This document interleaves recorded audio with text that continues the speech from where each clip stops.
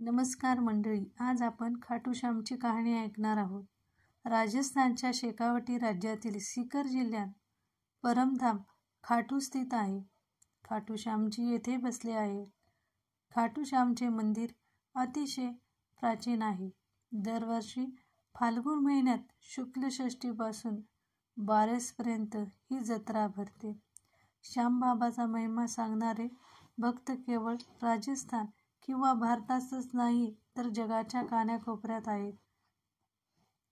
खाटू श्यामजी कोण आहेत? खाटू श्यामजी हे भगवान श्रीकृष्णाचे कलियुग अवतार आहेत. महाभारतात भीमाचा मुलगा घटोत्कच आणि घटोत्कचाचा मुलगा बर्बरिक होता. बर्बरिक यांना बाबा खाटू श्याम म्हणतात.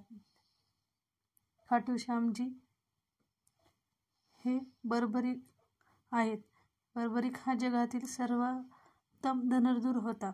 बर्बरिकला 3 बाण पुरेसे होते, ज्याच्या जोरावर तो कौरव आणि पांडवाच्या संपूर्ण सैन्याचा नाश करू शकला असता.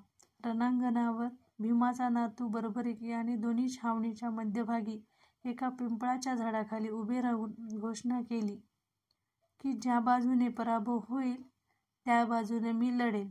बर्बरिकच्या या घोषणेने कृष्णाला काळजी वाटली. अर्जुन आणि भगवान कृष्ण जेव्हा भीमाचा नातू बर्बरिक यांच्या शौर्याचा चमत्कार पाहण्यासाठी त्याच्यासमोर प्रगट झाले, तेव्हा बर्बरिकाने त्याच्या शौर्याचा एक छोटासा नमुना दाखवला. कृष्णाने सांगितले, जर तुम्ही या झाडाची सर्व पाने एकाच बाणाने टोचली तर मला ते मान्य होईल. बर्बरिकाने आज्ञा घेतली आणि झाडाच्या दिशेने बाण सोडला.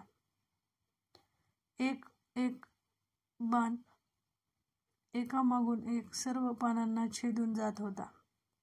त्याच वेळी एक पान पडून खाली पडले.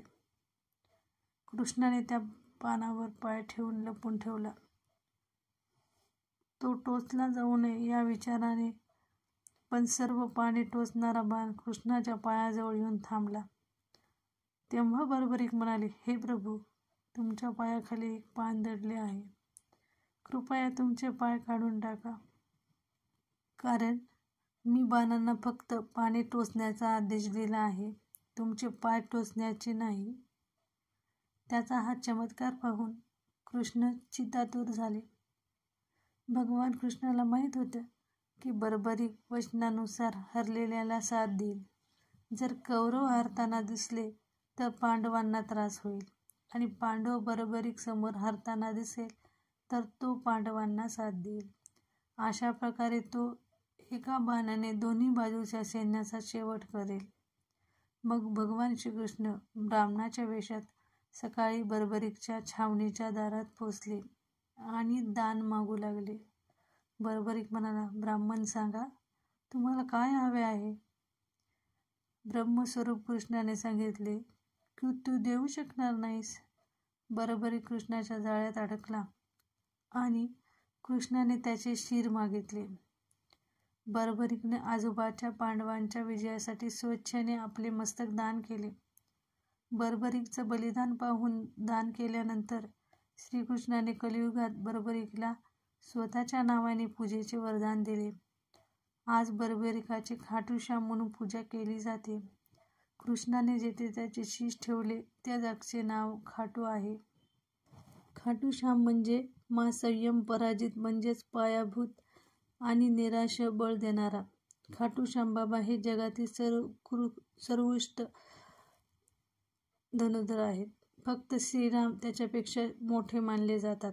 खाटू श्यामजीची जयंती दरवर्षी कार्तिक शुक्ल पक्षातील देवउठणी एकादशीला मोठ्या थाटाने साजरी केली जाते. खाटू श्यामचे मंदिर हे खूप प्राचीन आहे, परंतु सध्याच्या मंदिराची पायाभरणी सन 1720 मध्ये झाली. औरंगजेबाच्या सैन्याने 1679 मध्ये मंदिर उद्ध्वस्त केले होते. त्यावेळी मंदिराच्या रक्षणासाठी अनेक राजपुतांनी बलिदान केले होतं.